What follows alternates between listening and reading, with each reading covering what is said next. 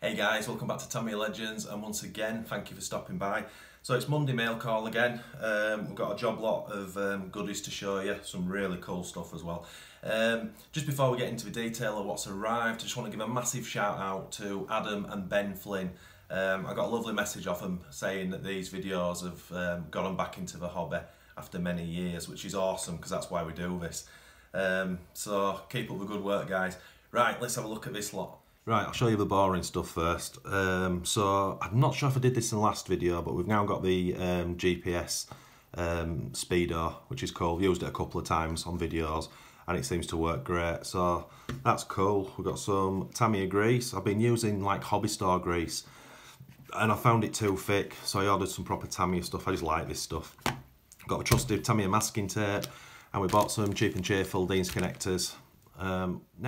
Next up we have this absolutely gorgeous Tamiya Vanquish. I love these cars. These came from the Avante from 88 and kind of turned into like the Egress. I'm not too sure I've got that right in the timeline, but this is known as the poor man's Avante, which is crazy because it actually handles way better than the original Avante with its longer wheelbase and narrower front tyres, and the whole geometry of the thing is just set up better.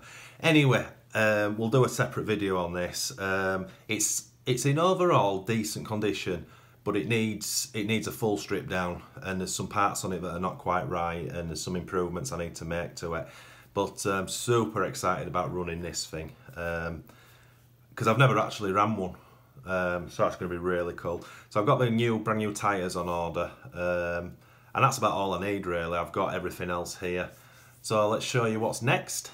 And next up, I've got a couple of sets of these capacitor modules.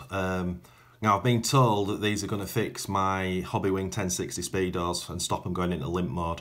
I'm not so sure. I'm a bit reluctant to harbour any hope that this is going to fix it. But I just have to solder into the battery wires. Not sure how I'm going to do it yet and where it's going to go. But I'm pretty excited about that, because if these do fix these, because these are great speedos, and I find when the cars are running these and they're running properly, they just work really well.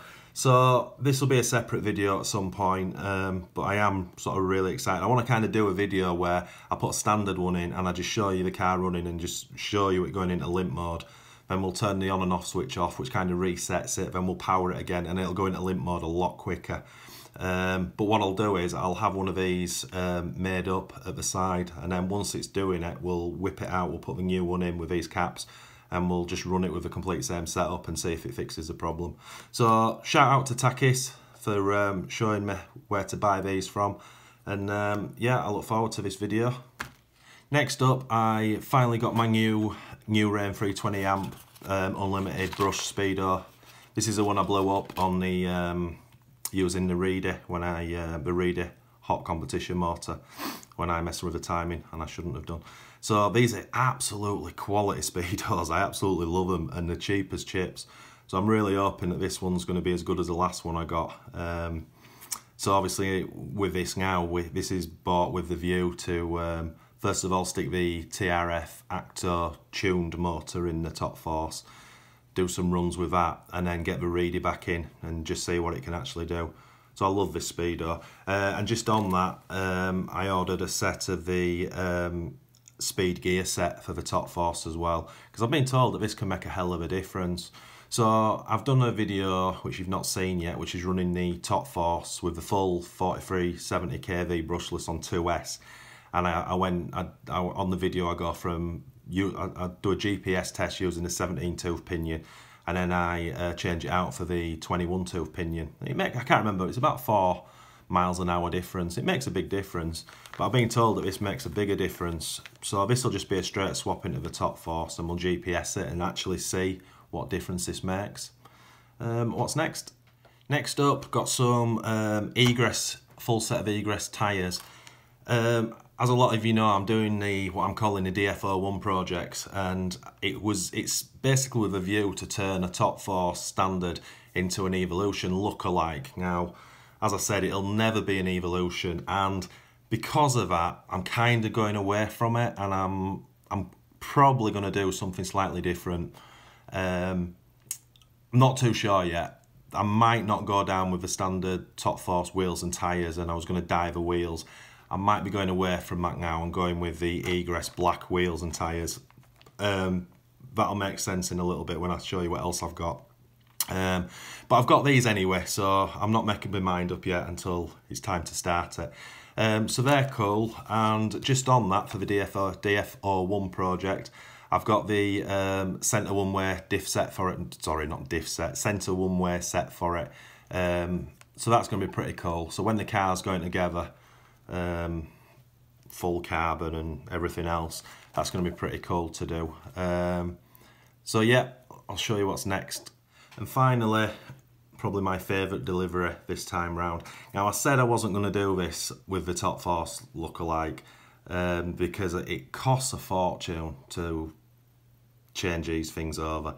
But as I initially said in my first video, I feel like if I'm going to do this, I want to do it right. And as I showed you on one of those first videos, I seen that gold one on Google, and it had the full alloy upgrades to it. So I know I said I wasn't going to do it, but I changed my mind and I ordered all the bits in here, and they're absolutely stunning. So we've got a full set of arms for it. They're the rears, they're the fronts. Super shiny. I went for the silver alloy because I just think it's going to look awesome with the silver high caps against the carbon. We also went for the all this matches apart from the wheel hex. We've got the steering assembly for it. We've got, that's the rear hubs, and then we've got the front C hubs and the front driveshaft hubs. So, oh, and obviously we've got the blue anodized 12mm hex adapters for it. I just think it's so cool. For the amount of money I'm going to have in this thing, I could have probably bought a new in-box Top Force Evo from eBay. It's silly money, but it's something that I've always wanted to do, so I've now got all the bits. So this kind of ties in now with what I was talking about, the Egress wheels and tyres. I've just ordered some different decals for it, and I'm thinking it's still going to be a Top Force shell, but I'm thinking of going away from the Evo and doing something a little bit more special. I've got a picture in my head of how I want it to look, so it's one of those things, trial and error, we'll just go for it. So, I've talked enough. So, once again guys, thanks for watching, it's much appreciated. If you are new to this channel, please like and subscribe and hit that notification button. We're putting 3 to 4 videos out every week, so please jump on and have some fun. So thanks again guys, as always, happy RCing.